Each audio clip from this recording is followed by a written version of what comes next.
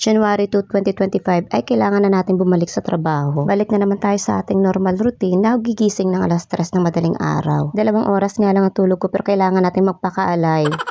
Kinanta ko pa nga yung kantang I'm alive, alert, awake, enthusiastic para lang magising ang diwa ko. At pinamukha ko na rin sa aking sarili na kailangan na ulit tayong kumayod. Madilim pa rin nung kami nakarating ng school at mukhang ako pa nga yata ang una nakapag-time in.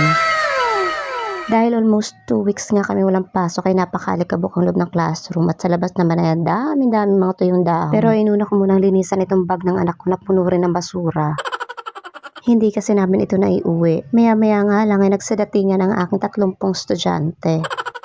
Inisip ko pa man din magpaka-energetic sa harap ng aking mga eskwela ngayong araw para buong taon ay full of energy ako.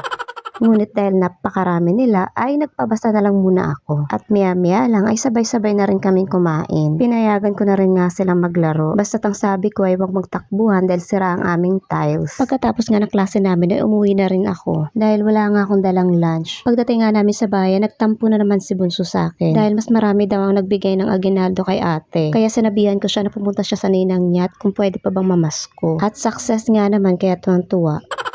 Maraming salamat nga para sa mga kumari ko na nagpaabot ng pamasko sa aking mga anak. Sana'y pagpalain pa kayo ng sobra-sobra. Naghanap na nga kagad ako ng tirang handa para may ulam. Hindi na nga uso sa akin na magpalit muna ng uniform bago gumalaw. Saka na ako magpapalit kapag nakakain na ako.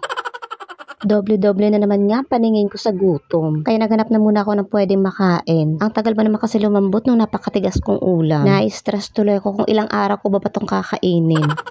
Sa wakas ay ready na ang aking recycled ulam. Kaya't kumain na ako kasabay si ate. Dahil nag-half day daw nga lang siya. Pagkatapos kumain ay nag-relax muna akong kaunti dahil maya-maya ay matutulog na ako. O paano?